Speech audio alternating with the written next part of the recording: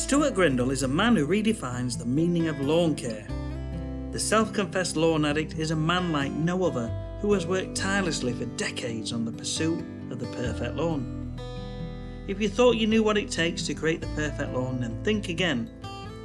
Winning the prestigious title of Britain's best lawn requires a lot of dedication day in, day out, not to mention a lot of sacrifice by him and his family. Stuart won the award back in 2017, and it led to a lot of media and public interest. People from all over the country, as well as Germany and the Netherlands, wanted to speak to Stuart. He ended up in most major newspapers. The BBC came to film him, and he also got a mention by Monty Don from Gardener's World. I wanted to meet Stuart and see how things were, and if he still had the same desire and passion for creating a beautiful green lawn. I wasn't disappointed. This ordinary guy whose career has spanned joinery, building work and working as a miner has only developed this incredible lawn by asking questions and listening to experts. He readily admits that he didn't really know a thing about lawn care until he got into it. Now, this lawn didn't happen by chance. His children were never allowed to play football in the garden, and his wife Anne soon realised that the lawn came first while holidays came second. Her incredible support for Stuart has been strong and steadfast from the beginning. I finally arranged to see him for an informal chat and tour around his garden, and I was completely blown away when I finally went.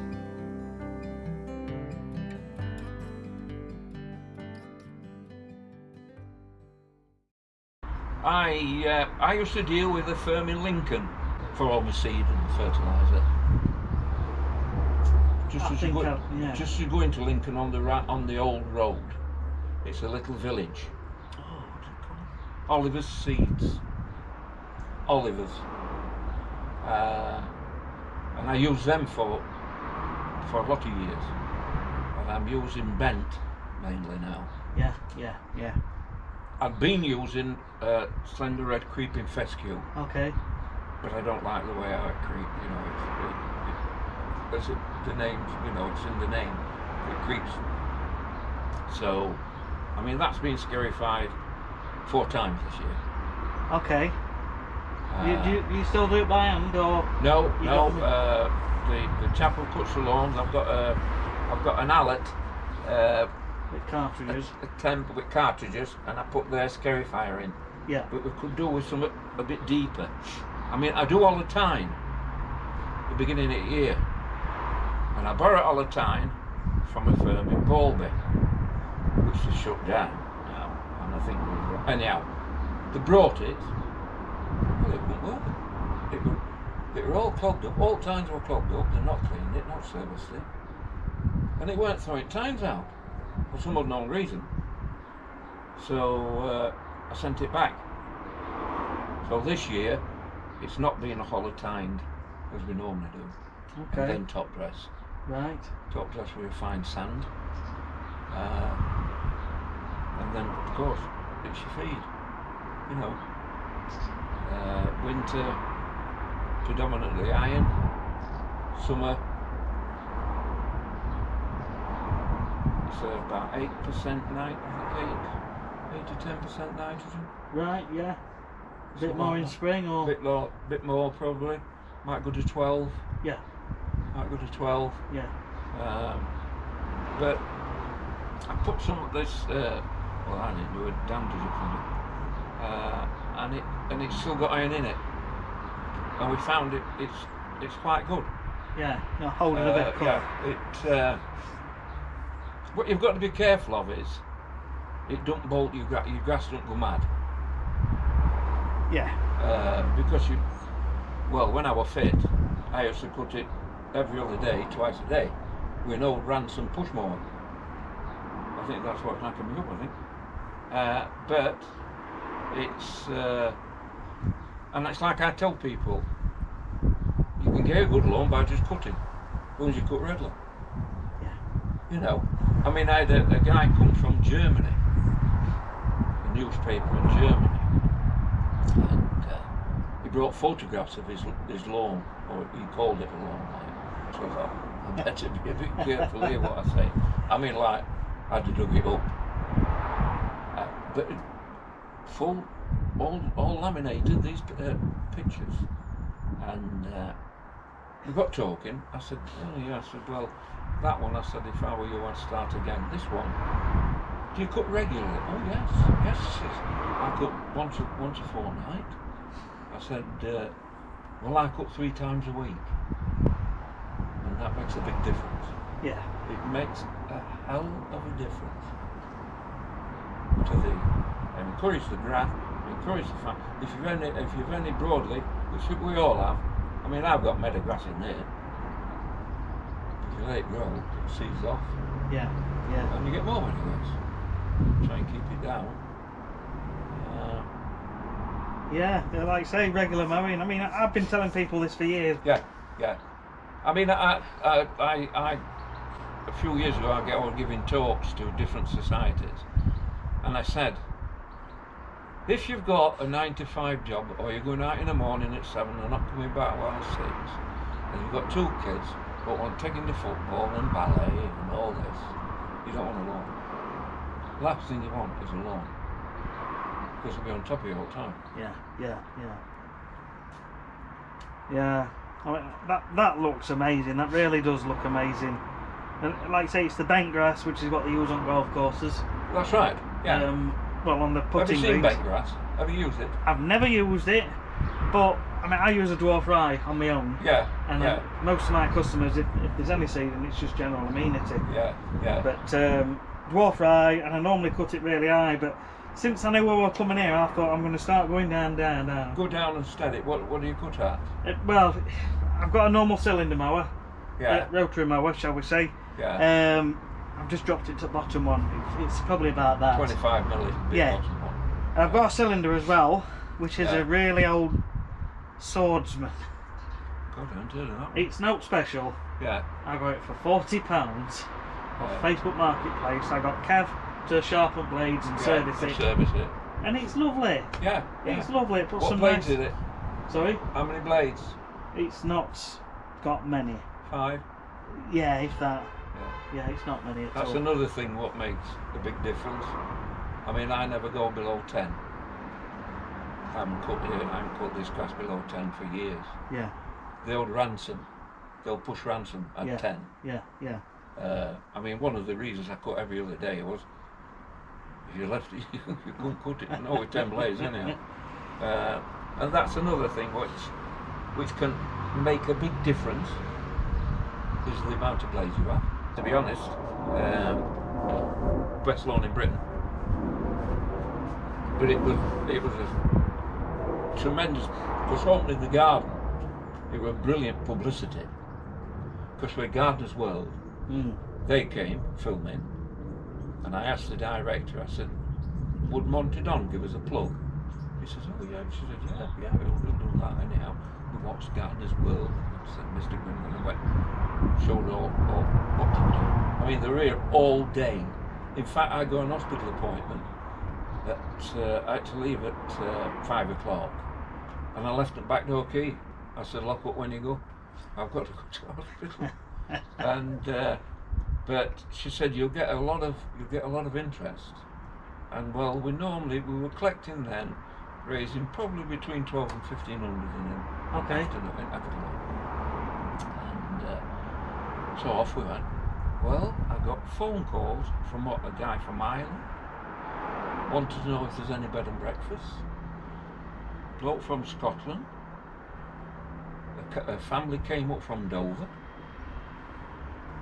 We took just over £3,000 in the afternoon. It was jammed. It was packed. You couldn't move up more. Yeah. But, I mean, there's quite a big area down at the bottom which you can't see. Yeah. With the bases and shrubs.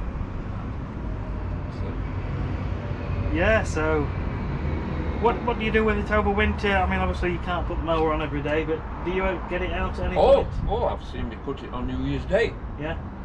If you want cutting, and obviously if it's not snowing or frost, pinch of frost. Yeah. If it wants cutting and it's the climate now, we don't get the winters we get. So really, I mean now Dan comes twice a week, which that'll do me now.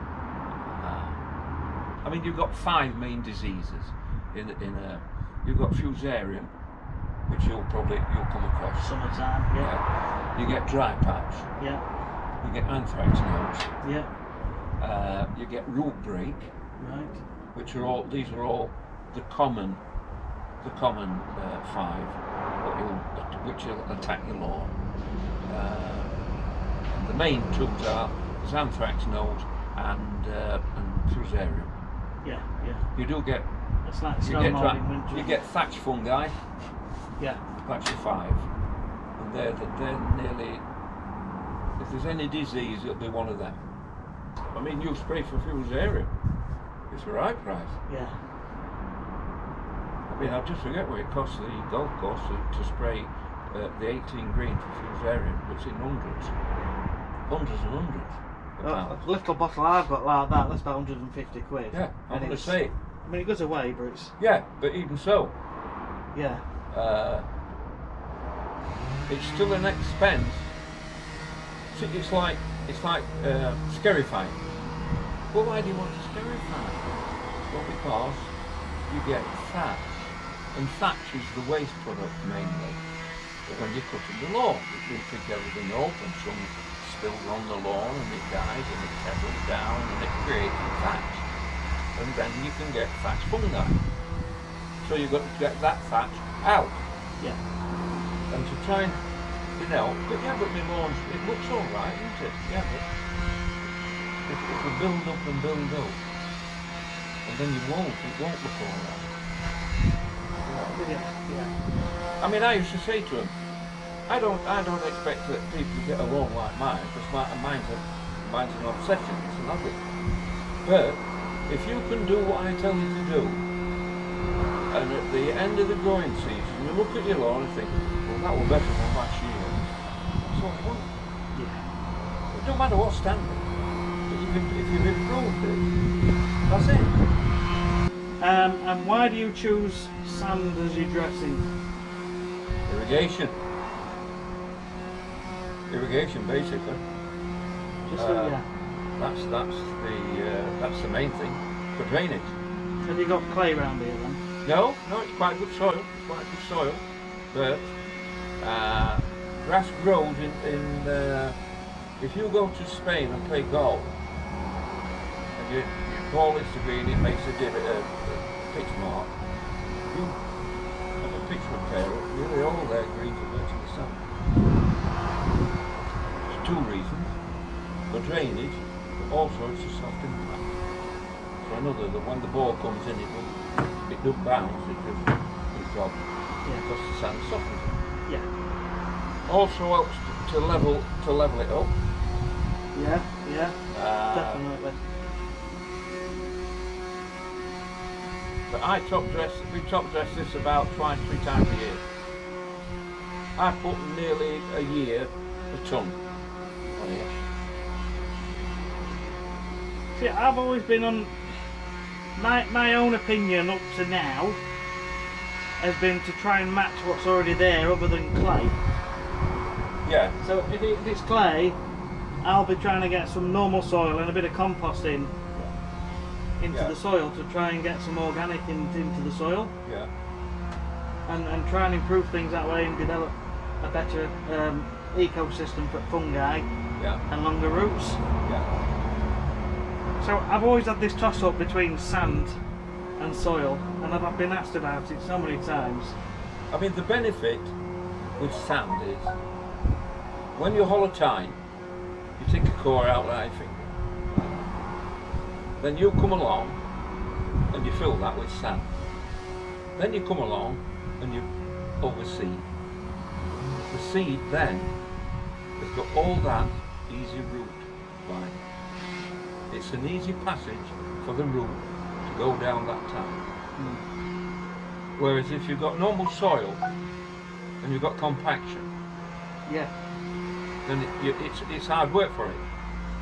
But that helps the growth of the grass by hollow tining, filling it with fine sand. So then overseeding, yeah, you see there's a much better chance of getting a good root growth. I mean, I had root break on here probably about 10 years ago, where it goes up slightly down at the bottom. yeah, And by continually hollow-tining it and overseeding, the roots went down and it bounded together. I mean, I've got lovely root growth on that. There's 2 or 3 inches of root growth on that. I mean, Dan comes readily and takes a core sample out just to check root and thatch. yeah. It's good root growth. So I think that's another reason why I top dress with sand. It's multi-purpose. It's multi-purpose when you top dress with sand. So, I didn't know. Sounds ridiculous, but I didn't know grass could grow in sand. But clearly. Will it? Will it? Yeah. Will it? Wow. Yeah. I mean, don't get me wrong. Well, it would grow on 2 inches of sand, as long as you kept watering it. That's the trouble. Yeah. Because it's draining. Because it drains off. But it's an easy passage for the seed when it's striked. Its root has got an easy passage, and then it branches out. Then it creates goes. Yeah. So are you doing all gardening then, or does your wife help you? Anne helps me, yeah, but she doesn't actually do anything physically in the garden. The lawns I don't cut, and now, well, I edged them, and that's a ball ache. You'd be surprised how long it takes you to go around that. Yeah, yeah. In fact, I've done it this morning, and it took me over an hour. And how do you deal with the grass that's going over the sides and you've got to pick it out? You just leave it? No, you've got to go around and Scoop it out. and get it all out. Yeah. But I don't leave it long enough for it to be a problem. Now, if you left it so it's growing 2-3 inches, and then you edge it, then you've got, well, it don't look right. But no, I mean, I cut mine this morning, and it will probably come in over a 1/4 of an inch. Yeah. So you don't know it's actually been edged. Do you have any issues with mushrooms or anything like that? No. Of course, you've got chafers. I've had chafers. I've had leather jackets. But the way you've got leather jackets, if you get starlings on lawn and they're burying the head in it, yeah, you've got leather jackets. I never show a starling off at lawn, because he's going to be off with leather jackets. Do you put anything on? No. You just leave it to them? Just left it, yeah. And you've never really had a big problem then? No, it's never. I did have a problem down this side here. We talked about it, Dan and I, for quite some time. And I don't know whether it was when I did the property. I mean, this was derelict, I mean, everything. And as I say, it's beautiful soil on here. But I dug a lot out. Yes, yeah. Now, whether that was something farmer put down decades ago, but anyhow, we hollow-tined it, top dressed it, overseeded it, hollow-tined it, and it's alright now. Well, I'm dying to have a look round it. Well, you'll go and have a look round. I'll show you around. Yeah, that'll be great, thank you.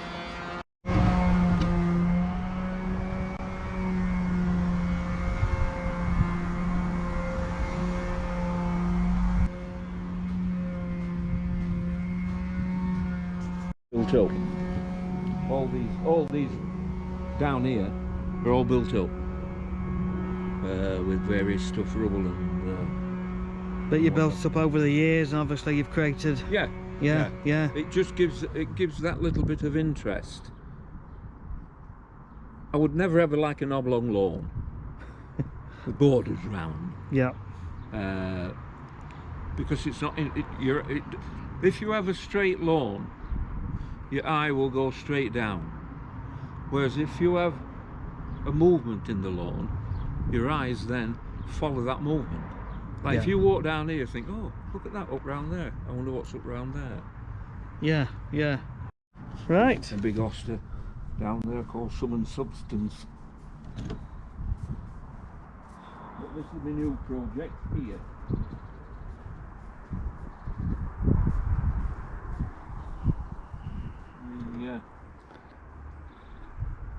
There were the landai along there. Okay. I've dug them out. What are you going to do? I'm going to put a terrace it. I'm going to terrace it, put flat there, and then whether an hydrangea or ferns or black grass. Something a bit more manageable. Yeah. Yeah. You get to a certain height. This plant here is good for ground cover. It's called a juga. The purple one, and if you want to, if you're doing a rockery, it's ideal for a rockery. Yeah, it's lovely that. Yeah. Does it keep the colour all year round? Yep. Yeah. It looks artificial. It looks. Good, yeah. It looks really good. Yeah. A juga. Yeah. Wow, the gate as well. Well, that was the gate. I had that on the front of the house when we first did the house. Yeah. In 1976. Wow. Still got the post box on there as well. Yeah.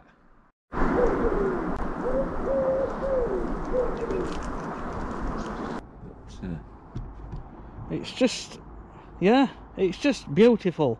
There's not many gardens that look as nice as this. No, it's yeah, it's something we enjoy.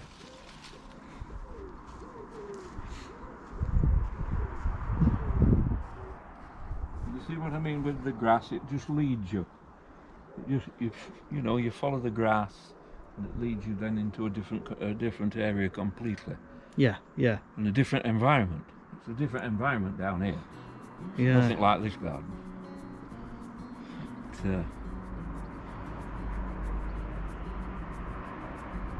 See the tree there? Like the weeping tree? Yes. That's called Lace Lady. Okay. Lace Lady, yeah. It's a bit like, well, it's not quite the same, but it's similar sort of shape to like a hazel, like a twisted hazel. That's your curly hazel there. Yes, that's right, yeah. Yeah. Okay, brilliant. Shoulders as long as I'm able, scare the monsters under your bed. Deep in the